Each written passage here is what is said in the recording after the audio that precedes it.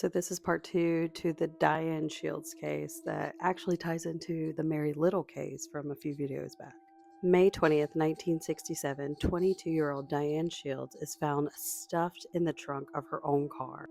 She was so severely beaten that she was nearly unidentifiable. Her fiance Tom identified her by the ring she was wearing and the dress she wore to work that day. So I have to go back a little bit because the details that tie in Mary and Diane's case with the people that they encounter, the place that they work together, the place that they live together are very important, I feel like. Especially the interview that Sandra Webb gave in recent years. She said some really interesting things that I find contradicting at times. Definitely stuff that needs to be shared. So it is said that when Diane quit CNS Bank and moved out from the home that she lived with those other girls that she also worked with, that she started a job at AIG of Atlanta. And when she started her job there, she received a bouquet of 5 red roses, much like the bouquet that Mary had received at CNS Bank the days leading up to her disappearance.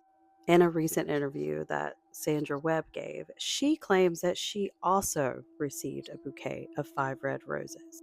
She claims that that morning that she received those flowers, that her boss, Jean Rackley, must have called the police because not soon after she was approached by police, told to come out to their car, and was told basically, we know who sent these. There's nothing to worry about. It's just some guy who has a crush on you and he has mental problems. But he was essentially harmless. She also claims that she had no idea that Mary had even gotten any roses before she disappeared. But they worked together at the same bank. During the interview, Sandra also says that on the anniversary of Mary's disappearance and on the anniversary of Diane's murder, she receives phone calls at the time stamp of when Mary disappeared and at the time stamp of whenever Diane was either found or murdered. For 50 years, she's received these phone calls, according to her.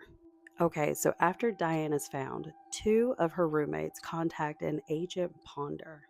Agent Ponder recalls that the 2 roommates were an absolute terror and they asked to speak with him immediately. So the 2 roommates came to his home and he and his wife listened to what they had to say.